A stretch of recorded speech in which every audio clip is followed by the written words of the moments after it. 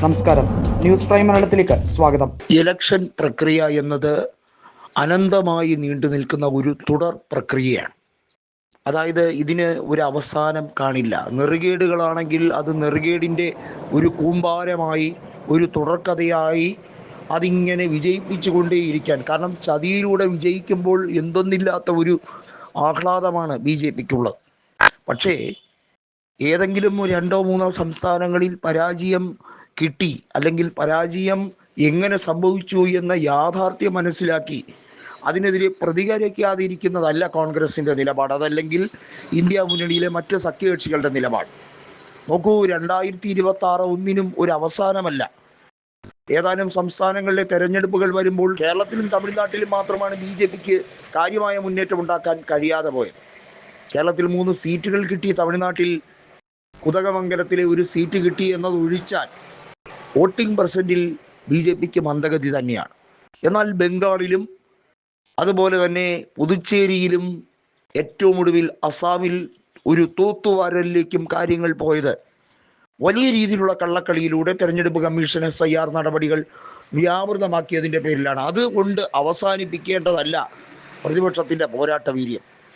ഈ ഉത്തർപ്രദേശുണ്ട്, പഞ്ചാബുണ്ട്, ഉത്തരാഖണ്ഡുണ്ട്, തിരിച്ചു വരാൻ സാധ്യതയുള്ള പലയിടവുമുണ്ട്. ഇന്ത്യ മുന്നണിയെ സംബന്ധിച്ചിടത്തോളം ഒരൊറ്റ മനസ്സായി, ഒരൊറ്റക്കെട്ടായി നിന്നാൽ ഏത് കൊലകൊമ്പനെയും വീഴ്ത്താം. ഏത് കള്ളക്കളി നടത്തുന്ന ചതിയന്മാരെയും കൃത്യമായി കളത്തിൽ വീഴ്ത്തിയിരിക്കും ജനങ്ങളുടെ പിന്തുണയോടെ. അതിന് തെരഞ്ഞെടുപ്പ് കമ്മീഷൻ കള്ളക്കളി കാണിച്ചാൽ തെരഞ്ഞെടുപ്പ് കമ്മീഷനെ നിയമത്തിൻ്റെ മുന്നിൽ കൊണ്ടുവരുന്ന സകലമാന തെളിവുകളും സംഘടിപ്പിച്ച് മുന്നോട്ട് വരണം. നോക്കൂ, 403 സീറ്റുകളുള്ള ഉത്തർപ്രദേശ്, അതുപോലെ തന്നെ പഞ്ചാബിൻ്റെ കാര്യം, ഇവിടെയൊക്കെ കൃത്യമായി BJP ശുഭപ്രതീക്ഷയിലാണ്. പഞ്ചാബിൽ രാഘവ് ചന്ദ ആം ആദ്മി വിട്ട് BJPയിലേക്ക് കുറച്ച് നേതാക്കളുമായി ചെന്നപ്പോൾ ഉടനിതാ പഞ്ചാബ് BJP പിടിക്കാൻ പോകുന്നു എന്ന് പറഞ്ഞ് ഗോദി മീഡിയകൾ ഹൈലൈറ്റ് ചെയ്യാൻ തുടങ്ങി. നമ്മളെല്ലാവരും കൺകുളിർക്കെ കണ്ടതാണ്. ഇതെല്ലാം ഒരു പ്രൊപ്പഗാൻഡയാണ്. അതായത് തെറ്റിദ്ധരിപ്പിക്കുക, ജനങ്ങളെ മുഴുവൻ തെറ്റിദ്ധരിപ്പിച്ച് വെടക്കാക്കി തനിക്കാക്കുന്ന BJPയുടെ കുതന്ത്ര നയം ഇന്നും ഇന്നലെയൊന്നുമല്ല തുടങ്ങിയത്. ഇത് തുടങ്ങിയിട്ട് നാളുകളേറെയായി. പക്ഷെ ഒരു കാര്യമുണ്ട്, പഞ്ചാബിലും ഉത്തർപ്രദേശിലും ഒന്നും ഇനി ഈ കള്ളക്കളിയുമായി മുന്നോട്ട് പോകാൻ കഴിയില്ല.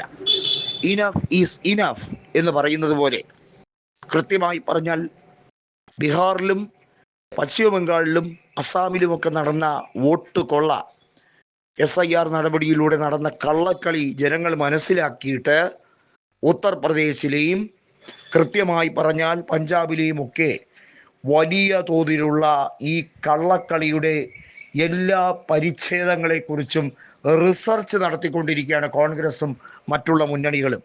നടക്കില്ല. അടുത്ത തെരഞ്ഞെടുപ്പിൽ ഇന്ത്യയിലെ സകലമാന പ്രതിപക്ഷവും ഒന്നടക്കം ഈ 2 സംസ്ഥാനങ്ങളിലും നിന്ന് ക്യാമ്പയിൻ ചെയ്ത് അവർക്ക് വലിയ തിരിച്ചടി കൊടുക്കാൻ, മോദിക്കും അമിത്ഷായ്ക്കും തിരിച്ചടി കൊടുക്കാൻ ദൃഢപ്രതിജ്ഞ ചെയ്തു കഴിഞ്ഞിരിക്കുകയാണ്.